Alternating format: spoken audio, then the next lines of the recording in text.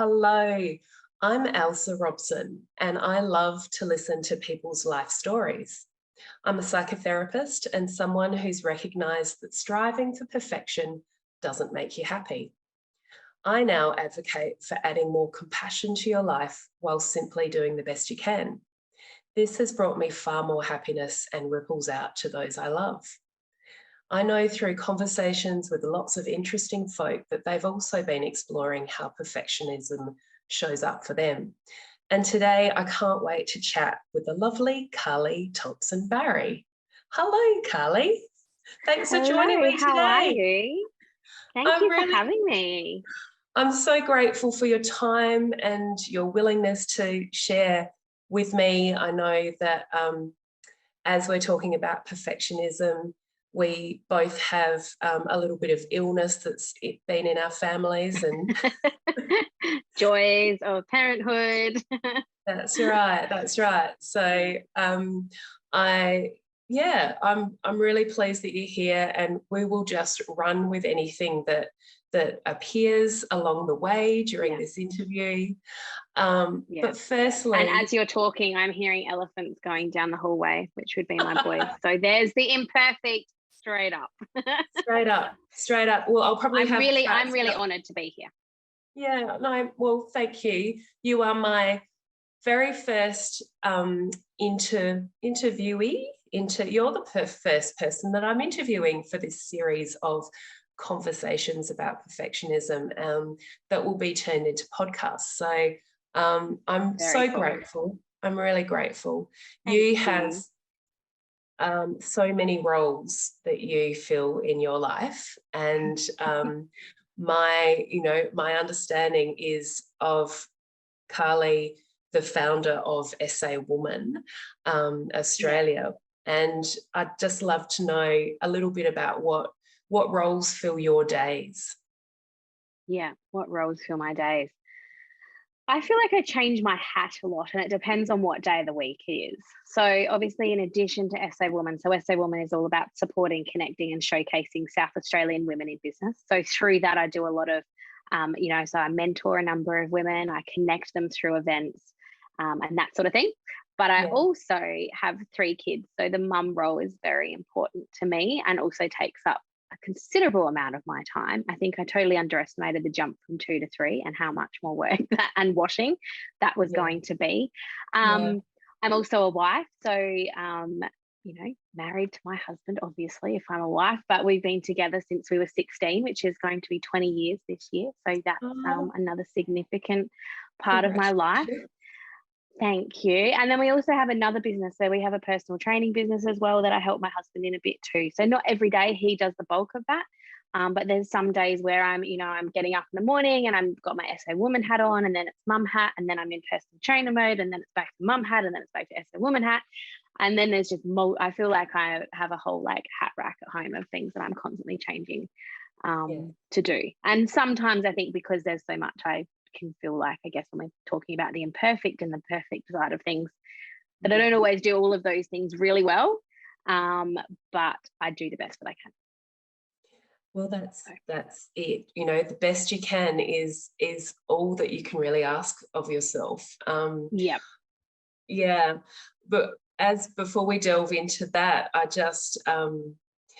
know that I've just loved getting to know you over the last couple of years. Thanks. How, like, in your words, what's our connection?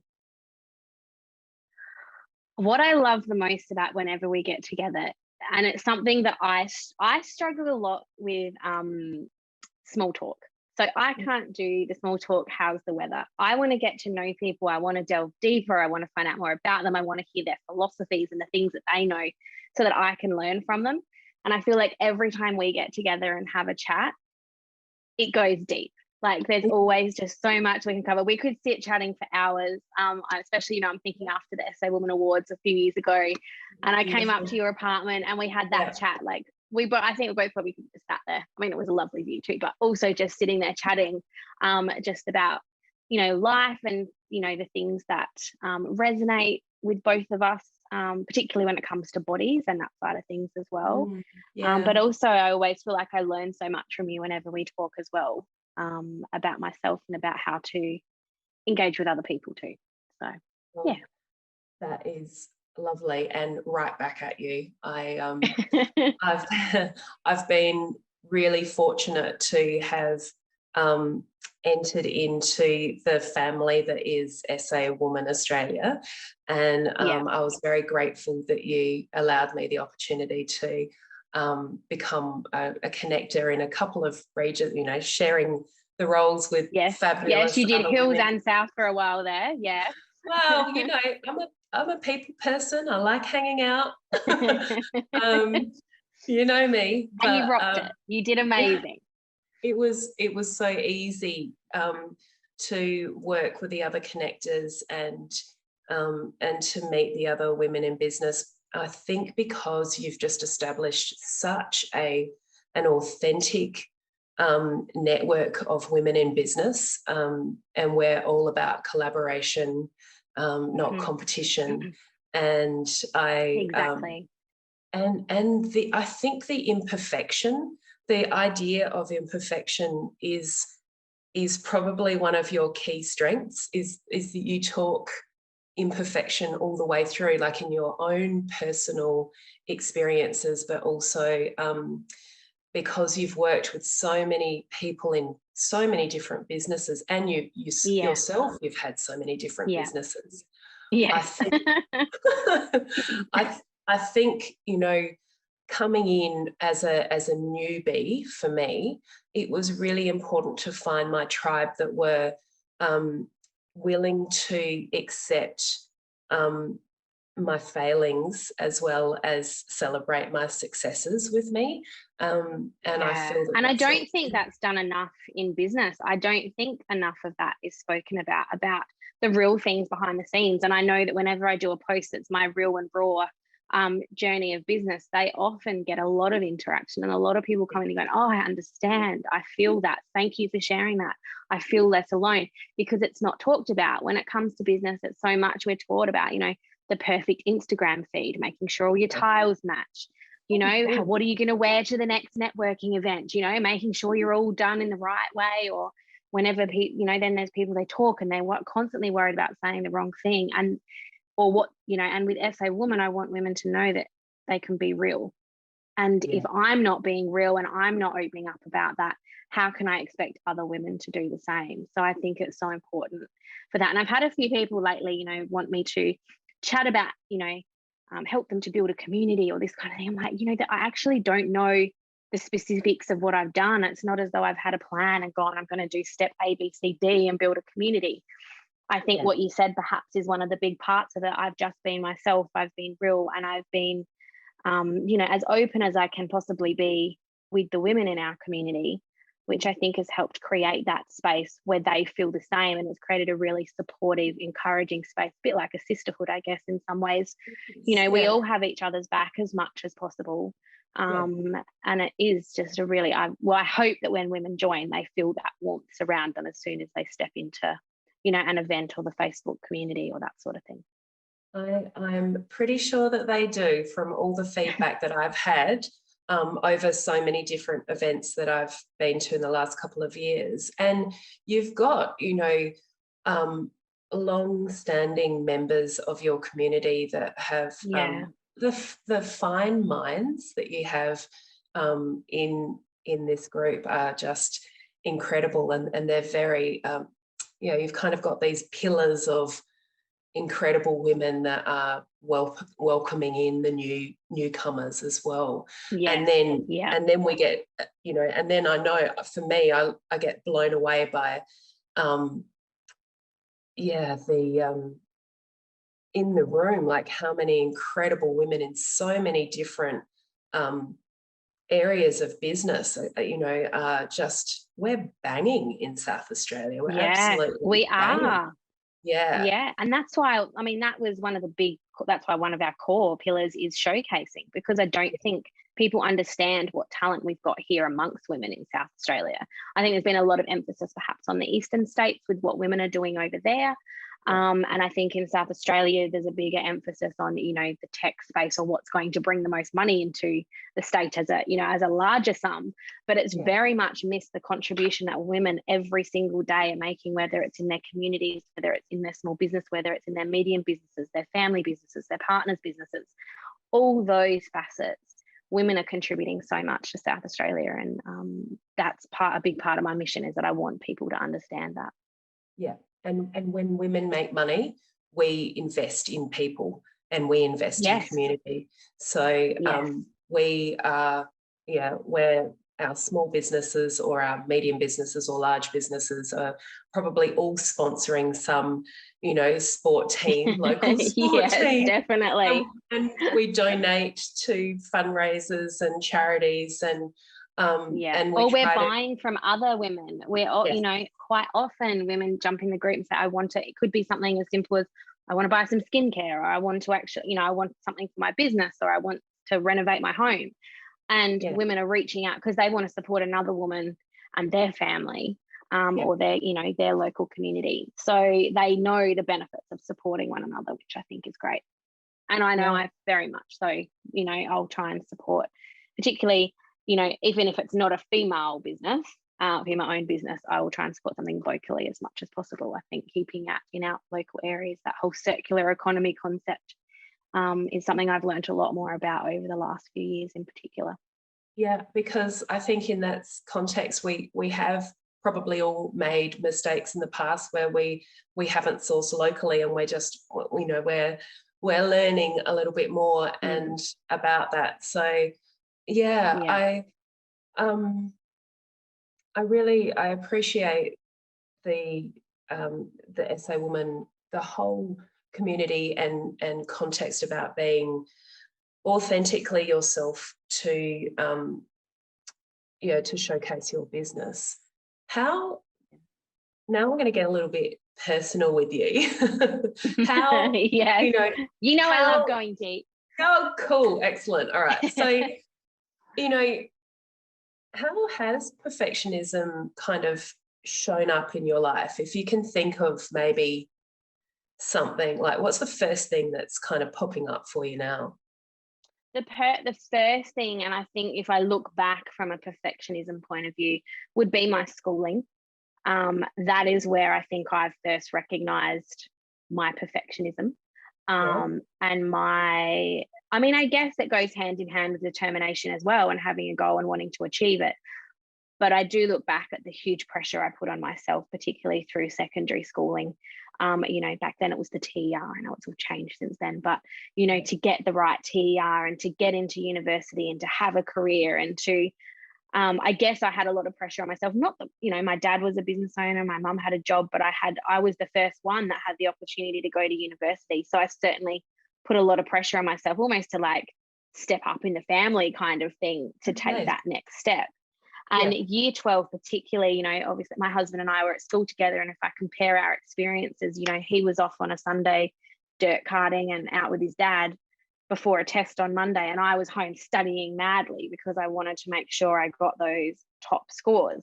Now, if I look back now as an almost 36-year-old, that year of my life was such a small part of what has played into my career now. And even my university studies, very much the same. I'm using pieces, and I believe that, you never completely cut off a career path or anything like that, because you're always taking with it what you've gained or learned in that experience and applying it somewhere else. But I'm certainly not, doing now. I thought I was going to go into law, and I'm certainly not in law now. And I'm very grateful I didn't go into law, but that was my plan through year 12 was to get into a law degree. So my year 12 was very much about study. It was getting up early and going to maths tutoring so I could get a better mark for maths. It was very much, if I didn't get a good mark, I would be devastated.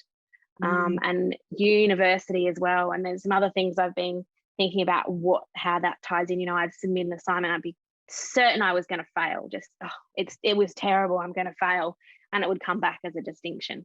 So those, there's some stuff there that I haven't probably unpacked completely as to what ties into that, but it's very interesting for me, the perfectionism, how it's gone through. And then now as a mother, a lot of feelings of, I guess if we get super personal here, but feelings of not being a good mother or failing as a mother because I don't fit the mold of what I thought being a mother should be. So not that I'm doing, for other people looking in, I'm not doing a bad job, but in my head, I guess as a young girl, always wanted to be a mother, and mother was what I always wanted to do.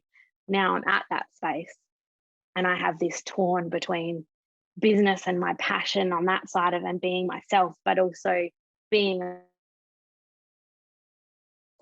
two, and then feeling like you're not kind of perfect at either of them. So I think the perfectionist now comes into that point. That's my long answer. And it's such a familiar answer, like, that our mother's guilt is such a familiar story for so many of us, that I don't know how you kind of, you reckon with it. There's a lot of self discovery that you need to go down that track and find out about, where you learned about what the perfect mother was, and exactly, and all of the messages that are coming through, and particularly how you can protect yourself from some of those messages that might be a bit pervasive. On our social media feeds, there's always these kind of, as you said, picture perfect, Instagram feed, and picture perfect examples of parenting and businesses. But, we all really know the truth behind them is that we're all clunky and we're having tough days, and, behind all it's smoke and mirrors, really. Yes. Yeah, definitely. And especially I think with social media now, if I think back to my mum, when she was growing up, the only examples of parenting she would have been to look at her mother or the women immediately around her. Whereas these days, exactly what you said, we're not just getting that from our own parents, but we're also getting it from all the content that we're being fed, whether it's in movies, whether it's on social media, whether it's on TV shows. And even TV shows now aren't what they used to be, because you've got Netflix now. So you're not even just, being able to see, what is actually on your TV. You can choose what you want to watch. But there's so much content out there to see. And I think sometimes it can be very hard to pull yourself back from that and separate yourself almost from being, that is, what is on social media or what is on TV, but this is my real life and this is what I want to be. And then I think, it comes back to your values and what's important to you. And then that goes down a whole other rabbit hole. But it's a vital information when you really break down what your values are, and stop looking externally for confirmation that you are good enough, and to start reminding yourself internally, like how well have I done today?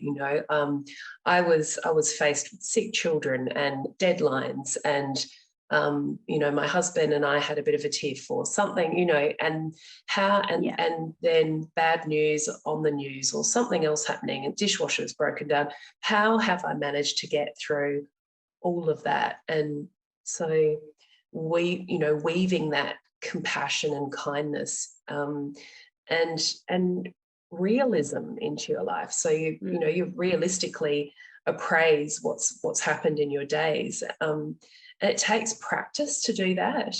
I've noticed certainly that within some of your posts, you're very reflective. I wonder, is journaling or writing quite cathartic for you? My therapy. Yeah, it's my therapy. And I actually said to someone last night, she sent me a screenshot of some words and I was reading, I'm like, oh yeah, I totally resonate with that. And then I realized that they were my words. And she's like, not that I've been stalking your feed. I'm like, oh, that's why they sounded so familiar. But actually in that reply to her, I said, writing is my therapy. And it's the way I process my thoughts and the way I get through things, you know, that might be going on in my life. And, you know, I've got my She Nurtures page, which is more my personal, kind of a personal blog. And I guess, you know, some people are like, why would you share that? Why would you open up? But I'm not actually writing that for other people.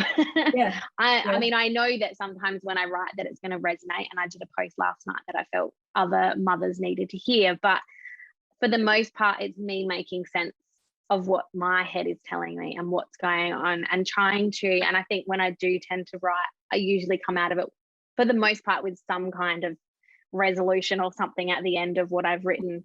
So I sort of take myself on a journey, I guess, and anyone reading it, and then come out the other side. So yeah, and as we were talking before, I was just thinking about how perfectionism is really, to me, tied up in my self-worth. And even thinking back to school, like I've always that external value on yourself, on something like marks or on doing well at business or doing well as a mother, very much ties into that perfection side of things, and the self-worth and how you feel in yourself. Sorry, I kind of like went back a bit, but I'm like, oh, this is like something I've just, and this is what happens when we have conversations, I feel, when I have these deeper conversations with people, is just you have those moments of brain sparks. And that's why I think it's so important to be real and to open up and share these things. We can learn so much from each other just through sharing our thoughts. And being I totally agree. Well, I mean, I'm with you. Clearly, you know, my book that was all, you know, private blogs just like yours, was so helpful for me, especially when the children were smaller, and I still write myself. It's the same thing. And I notice for me what's come out of each and every time that I've written is gratitude. Do you think that that's similar for you? You know, what you have an opportunity to look at what's troubling you, but as you kind of break open, you know, the horrible stuff, you know, the light shines through, and that's what you're grateful for, that reflection. And definitely. And I think what you said about breaking through and then the light shining through is spot on. And that's what it is, I think, when you're someone, and everyone, I think, finds ways to explore that differently. But for me, it's definitely through words and writing. And definitely spot on with that opening. Yeah. As you open up and you work through, that light begins to shine. I think it builds a level of resilience within myself as I'm going through that as well, because I'm reflecting on what I've been through, what I've overcome, but what I've learned from the process, which I think can also help for me dial down some of those doubt thoughts that I might have about myself, which again, that's self-worth stuff. But I think that can dull those down a little bit and quiet them a bit, because I'm like, oh, well, you know, yes, this was awful and this might have happened. However, as a result of that, I am now here. So I think there's always a way to kind of move forward and take steps forward. And I often talk about the concept of babies. You know, I think we're very hard on ourselves. If we look at babies, they're born, they can't do anything for themselves. We're looking after them, and they start with, you know, they roll onto usually on their tummies, they'll roll onto their back, and then they'll do a full roll, and then they get up on all fours, and then they crawl, and then, you know, they pull up on things. And especially with, you know, watching my daughter now, and having been able to really soak up that journey that she's gone through over the last 15 months, I think has made me be a little bit more gentle with myself, because I think sometimes, you know, I can expect that I should be here now, but I should be like, you know, over there already. Why am I not already over there? And that's that perfectionist side of me. I should already be doing that. I should already know the answers to that. It's but taking those baby steps to get all or nothing thinking, you know, that you need to have it now. But yes, you do need to take those baby steps. You do need to have the falls as you go, get yourself back up, appreciate what you've learnt, you know, find gratitude in those lessons. And also I love hearing about when you were talking about those, you know, the self-doubt and that kind of I'm imagining like a bit of a voice, you know, and our inner critic, you know, that is so relentless. I've just got so many different ones, but you know, particularly my inner mean girl. Gosh, she's a cow, you know. And so is mine. Yeah, they must be friends, Ailsa. They must be friends. Oh my god. So, but it's giving them space and the voice. You know, it's giving them the opportunity to be noticed, because our inner critic doesn't like being pushed away. It actually wants to be heard. So it's validating those voices to say, I hear you, I know you, you know, you're freaking out. I know that you want this to be right now, but I'm going to make a mistake, and it's going to be okay, and I might be embarrassed, and I might do something silly that I'll regret later, but I won't ever regret trying.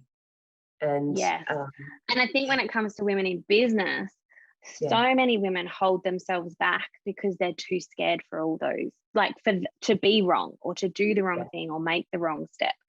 And it makes me sad how many businesses I see that don't even see the light of day or ideas because of this fear that women have about putting that out there. And that's what I hope with having a community, and also for me to share the times that I mess up as well. And also to say to people, like, I don't have all the answers. And there was definitely some instances last year where, you know, I got heavily criticized because I didn't have those answers, but I just don't know. I don't know all the things. And I tell my kids that all the time. I'm like, Mum doesn't know all the things. Maybe Siri does, but Mum off the parenting Siri, or your teacher. Go and ask your teacher at school. Maybe she'll know the answer. But I think, you know, not knowing things all the time is a big is something on that as well. I think that's actually a really healthy, way to feel about it, because we can be so down on ourselves, but we're all learning. We're learning and we're unlearning, and we're learning and we're unlearning. It's just staying in the room and finding and giving ourselves and each other some grace. I think give ourselves and each other some grace to make mistakes, because I think if people see, oh, they made a mistake and the world didn't crumble and it was okay, oh, well, maybe I'll have a go at that. And then more people, you know, particularly if I'm thinking about women, more women will begin to have a go at trying a new business or putting out a new offer because they've seen someone else do it and nothing bad has happened. Yes. Well, that's exactly why I'm starting these conversations and interviewing, you know, wonderful folk like yourself, because I'm hoping that this gives people their own, you know, they'll give themselves permission to try, and they'll give themselves permission to fail as well. But ultimately, and I think the book.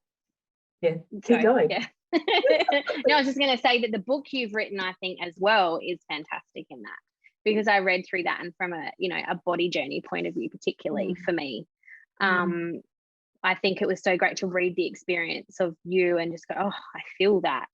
I understand that. Okay, well, you know, if she's made it through these things, well, then I can as well. And I think we're seeing that in more parts of life at the moment too, aren't we? With the whole, you can't be what you can't see side of things too. So yeah, so I just wanted to add that bit in. Thank you. No, I do appreciate that.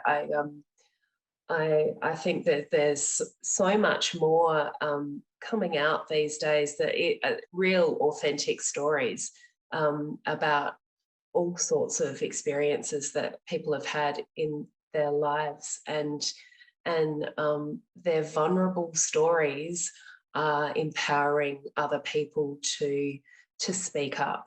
So the work that we're all doing in our small ways adds up. It's a collective, universal light, you know, and love, really. So I'm so pleased to have had this chat with you. I just wondered, like, what gold has surfaced for you out of this chat? Anything that's kind of stood out?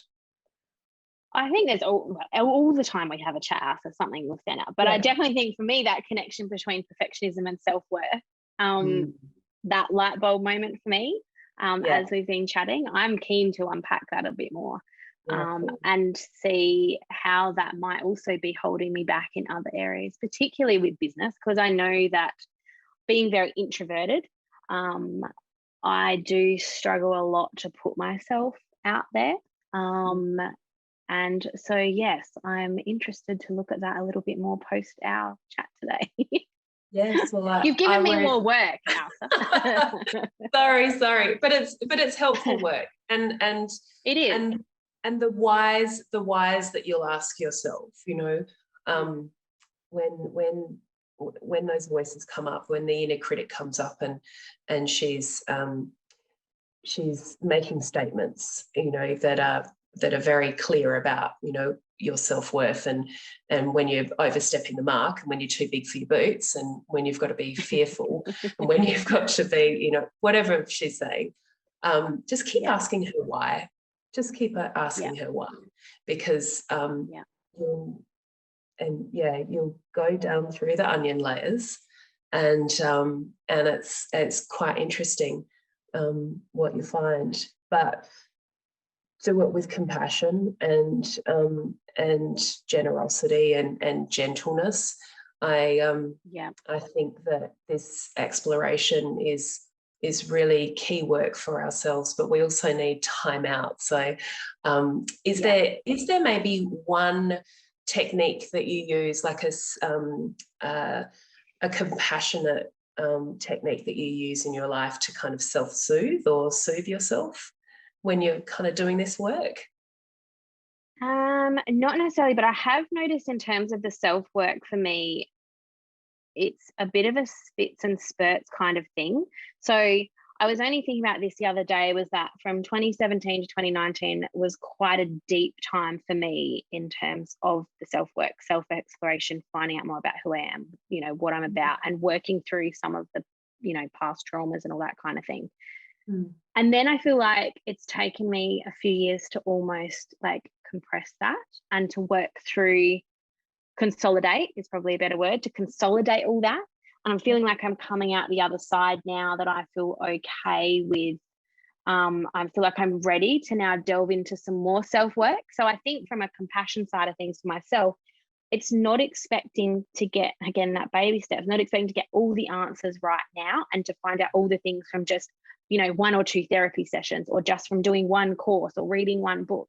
But it's about, you know, going through that and giving that myself time to process that, and being okay that it's going to take time. And I'm a very impatient person, so it's not easy.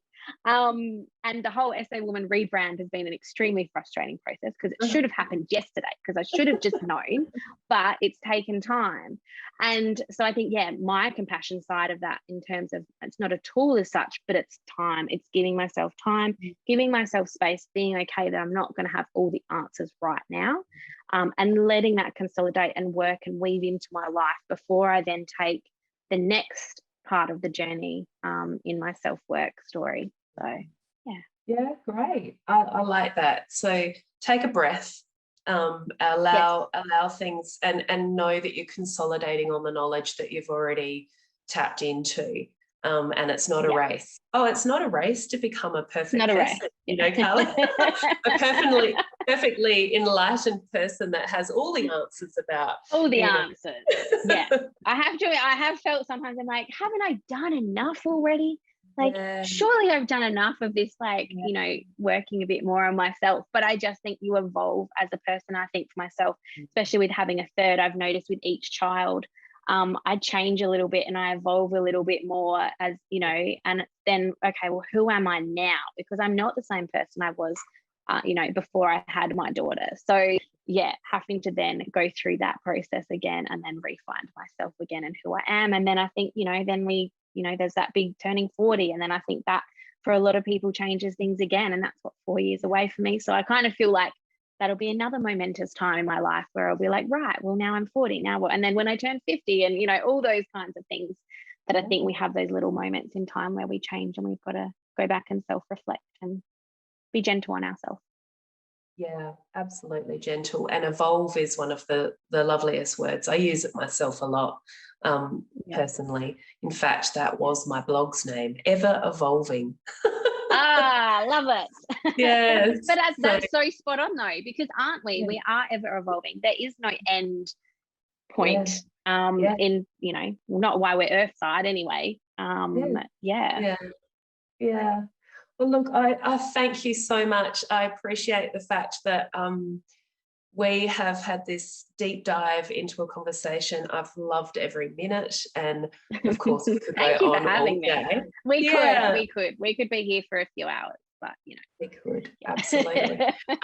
So I really appreciate it, and Carly, I'd love to have all of your contact details, information, links to SA Woman Australia, and your nurturing. Thank you. Your business nurturing page as well. And I'll have that all down because I know how to do all this stuff, this technology stuff that will be below. The technology stuff, it'll be below. Yes. Thank you. No, thank you so much for asking me. I feel so honoured to, be sort of the first little face on here. You are. And also to you for being so gentle with me too. Because I, in terms of that, this is not something I do a lot of. So it's been so nice to just come. This is exactly how I love to do things, where you just have a conversation. So this has been absolutely beautiful. And I hope to do more. This has been great. Thank you. We need to catch up again soon. We need a coffee. We will. Yeah. We will. Yeah. Absolutely. All right. Well, I will speak to you in a while. I'm going to end now. Thank you so much. Thank you.